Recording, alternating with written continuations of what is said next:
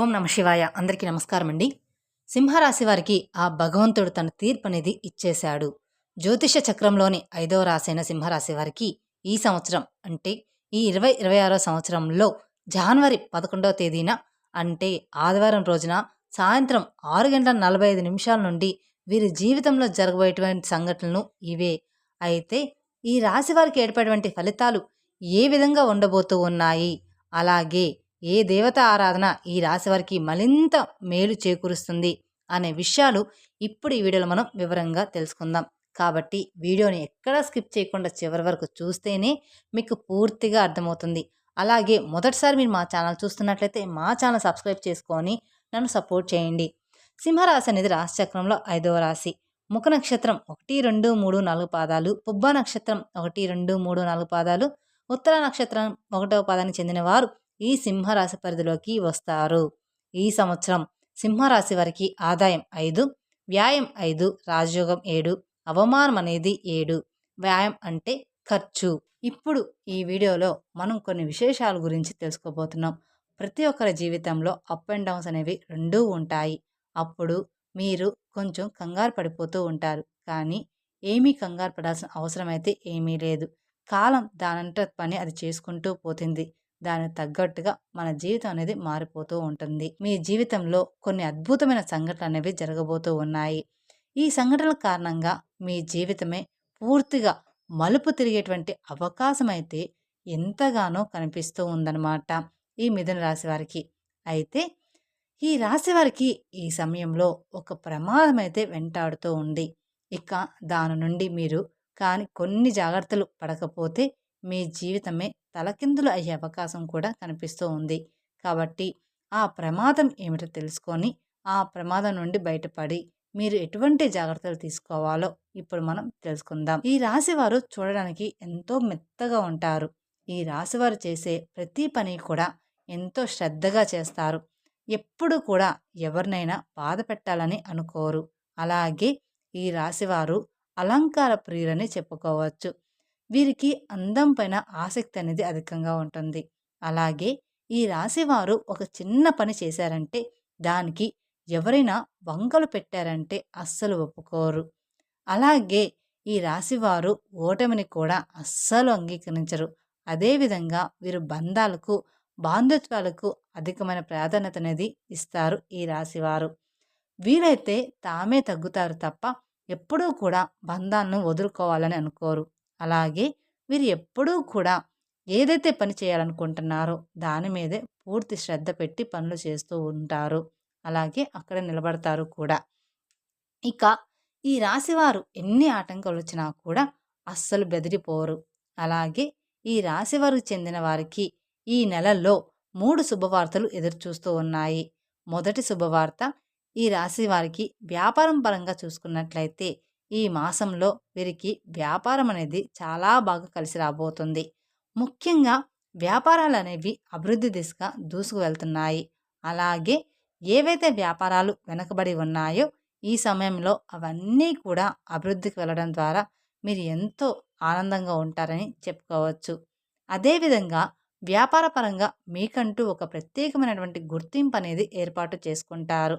వ్యాపారాల్లో మీకు ఎదురయ్యే శత్రువులు ఎవరైతే ఉన్నారో వారిని మీరు ఎంతో తెలివిగా ఎదుర్కొంటారు. వ్యాపార విషయంలో తీసుకున్నట్లయితే చాలా మంచి నిర్ణయాలు తీసుకుంటారు. మీరు ఎంతో తెలివిగా తీసుకుంటారని చెప్పుకోవచ్చు. ఇక ఈ రాశివారు ఎప్పుడూ కూడా ఎవరిని అంతలా నమ్మడానికి ఇష్టపడరు.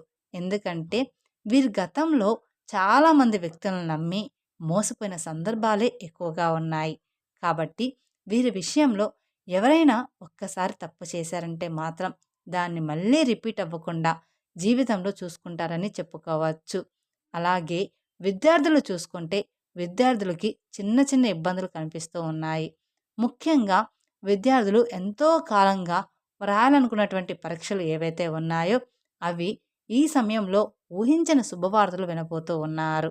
ఇక ఈ మాసంలో ఈ రాశివారు వినబోయే శుభవార్తల్లో ఒకటి విద్యార్థులకు సంబంధించిన శుభవార్త అయితే ఖచ్చితంగా ఉంటుంది. ముఖ్యంగా ఈ రాశి విద్యార్థులు ఎవరైతే ఉన్నత విద్య కోసం విదేశాలకు వెళ్ళాలని ప్రయత్నాలు చేస్తున్నారో అటువంటి ప్రయత్నాలనేవి ఈ సమయంలో అనుకూలించడం వల్ల ఈ యొక్క రాశి విద్యార్థులకు ఎంతో ఆనందంగా ఉండబోతూ ఉన్నారు. అదేవిధంగా ఈ యొక్క రాశి వారిలో పుట్టిన వాళ్ళు ఎప్పుడూ కూడా నిర్ణయాల విషయంలో తొందరపడరు. అంటే నిర్ణయాల విషయంలో ఆలస్యమైనా సరే సరైన సమయాన్ని తీసుకుంటారు. తొందరపాటు నిర్ణయాలు కానీ, తొందరపాటు పనులు కానీ అస్సలు ఒప్పుకోరు. అలాగే చెయ్యరు కూడా.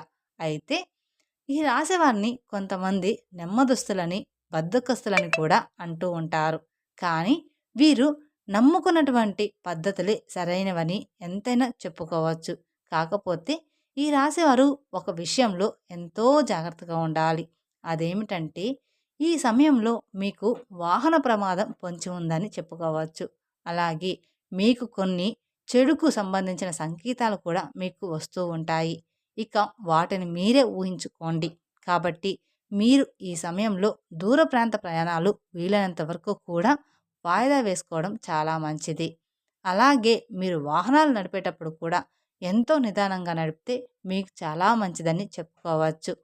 ఇక ఈ రాశి వారికి ఈ సమయంలో మీరు ఏది కోరుకున్నా సరే అది నెరవేరే సమయం అని చెప్పుకోవచ్చు. ఎందుకంటే మీకు ఈ సమయంలో ఏ దైవానుగ్రహం అనేది బాగా అనుకూలంగా కనిపిస్తుందో కాబట్టి మీరు అసలు ఈ సమయాన్ని వృధా అనేది చేసుకోమాకండి. ఈ రాశికి చెందిన వారు ఎవరైతే వ్యాపారం చేస్తున్నారో వారికి కూడా వ్యాపారంలో మంచి దిగుబడి అనేది రాబోతుంది. మీకు ఆదాయం కూడా మంచిగా అందుతుందని చెప్పుకోవచ్చు. ఇక ఈ రాశి వారికి అలాగే రైతులకు ఆశించిన దిగుబడి అనేది అద్భుతంగా రాబోతుంది. కాబట్టి రైతులు ఈ విషయంలో చాలా అంటే చాలా సంతోషంగా ఉంటారని చెప్పుకోవచ్చు. ఇక ఈ రాశి కుటుంబ విషయంలోకి చూసుకున్నట్లయితే మనము కుటుంబ విషయంలో మాత్రం ఈ సమయంలో చాలా జాగ్రత్తగా ఉండాలి. 2 విషయాల్లో మీరు ఇబ్బందులకు గురవుతూ ఉంటారు. ఒకటి తల్లిదండ్రులు, ఇంకొకటి ఆరోగ్య విషయం. 2 సంతాన విషయంలో మీ యొక్క సంతానం మాట వినకపోవడం, మొండిగా ప్రవర్తించడం, అలాగే తప్పుడు దారిలోకి వెళ్ళడం. ఈ పద్ధతి మీకు చాలా అంటే చాలా బాధ కలిగించే అవకాశం ఉంటుంది. కాబట్టి సంతాన విషయంలో మాత్రం మీరు కొంచెం చాలా జాగ్రత్త అయితే ఉండండి. అదేవిధంగా మీ తల్లిదండ్రుల ఆరోగ్య విషయంలో కూడా మీరు చాలా వరకు కూడా ప్రయత్నాలనేవి చేస్తూనే ఉంటారు. కానీ ఈ మాసంలో మీ తల్లిదండ్రుల ఆరోగ్య విషయంలో మీకు ఏదో ఒక ఇబ్బంది కొంచెం మిశ్రమంగానే ఉంటుందని చెప్పుకోవచ్చు. అలాగే ఈ రాశి జాతకులకి కళారంగం పైన ఉన్న ఆసక్తి ఏదైతే ఉంటుందో దాని వలన మీరు మీ కళారంగంలో మీరు మంచి పేరు ప్రాముఖ్యతలు సాధించుకుంటారు. టీవీ రంగంలో, సినిమా రంగంలో, వెబ్ సిరీస్‌లో, నాటక రంగంలో వ్యవహరించే వారికి ఈ సమయంలో బాగానే కలిసి రాబోతుంది.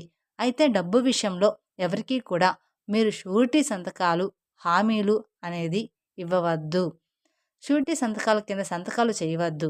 అలాగే ఉండవద్దు కూడా. ఎందుకంటే ఈ సమయంలో మీకు వెన్నుపోటు పొడిచే అవకాశం కనిపిస్తుంది కాబట్టి ఈ విషయంలో మీరు కొంచెం జాగ్రత్తగా ఉండండి. ఇక ఈ రాశికి చెందిన వారు రాజకీయ పరంగా మనం చూసుకున్నట్లయితే రాజకీయ విషయంలో మీరు వెనక ముందు ఆలోచించి తక్కువగా మాట్లాడడం చాలా అంటే చాలా మంచిది. మీరు ఎంత మంచి ఉద్దేశంతో మాట్లాడినా కూడా అవి చెడుగా బయటకు వెళ్ళే అవకాశం కనిపిస్తుంది. మీ వెనకాల కొంతమంది గోతులనేవి తవ్వుతూ ఉన్నారు. అలాగే మీ వెనకాల ఉండే కొంతమంది వ్యక్తులు మీకు తెలియకుండానే మీ గురించి తప్పుడుగా ప్రచారం చేస్తున్నారు. తప్పుగా మాట్లాడే అవకాశం కూడా ఉంటుంది. కాబట్టి ఎవ్వరినీ కూడా అధికంగా నమ్మి మీరు మోసపోకండి. అయితే ఈ సంవత్సరం 2026లో మీకు 6:45 నుండి మీ జాతకంలో వరుస సంఘటనలు అనేవి జరుగుతాయని చెప్పుకోవచ్చు. సాయంత్రం 6:45 తర్వాత నుండి మీ జాతకంలో ఊహించిన మార్పులు అనేది ఎదురవబోతూ ఉన్నాయి. మొదటిగా స్థిరాస్తికి సంబంధించిన అంశం అంటే వంశపారంపరస్తుల స్థిరాస్తులు సంబంధించిన కోర్టు కేసులో ఏవైనా తగాదాలు ఆస్తులు ఉన్నట్లయితే వాటికి సంబంధించిన తీర్పులు ఈ సమయంలో మీకు అనుకూలించే విధంగా తీర్పు వచ్చే అవకాశాలు అయితే కనిపిస్తున్నాయి. అలాగే మీరు చేసేటువంటి ముఖ్యమైన పనులు ఏవైతే ఉంటాయో వాటిని ఎంతో శ్రద్ధగా చూసుకోవాలని ఉంటుంది. అలాగే ఈ సమయంలో మీరు పనుల మీద దృష్టి పెట్టి మీ పనులు చేసుకున్నట్లయితే మీకు వరుసగా కలిసి రాబోతుంది.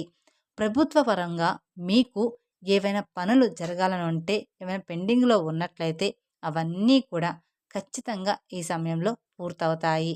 అదేవిధంగా పెళ్ళికి సంబంధించిన విషయాల్లో మీకు మాత్రం చాలా బాగా కలిసి రాబోతుంది.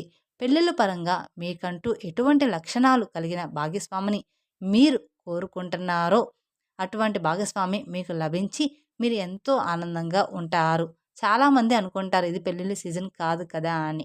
అంటే ఈ సీజన్ అయిపోయిన తర్వాత ఎవరైతే పెళ్లి గురించి ఎక్కువగా ఆలోచిస్తున్నారో వారికి మాత్రమే.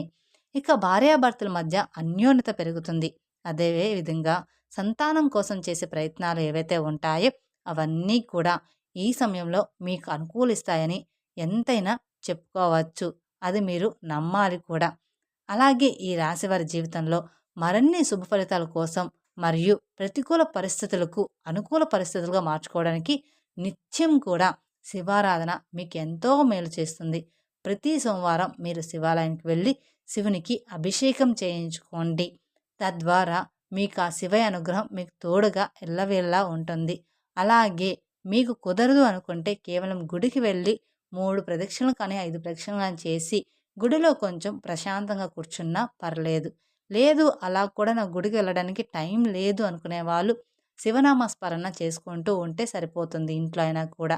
అలా మీకున్న అలా చేసుకోవడం వల్ల మీకున్న జాతక దోషాలు, గ్రహ దోషాలు తొలగిపోవడానికి రాత్రి నానబెట్టిన శనగలను ఉదయం గోమాతకు ఆహారంగా అందించండి. అలాగే బియ్యపు పిండిలో పంచదార కలిపి చీమలకి ఆహారంగా పెట్టండి.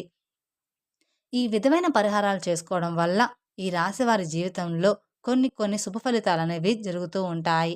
మరిన్ని శుభ ఫలితాలైతే ఖచ్చితంగా పొందుతారు. అలాగే మీకు తోచిన విధంగా పేదవారికి దాన ధర్మాలు చేయండి.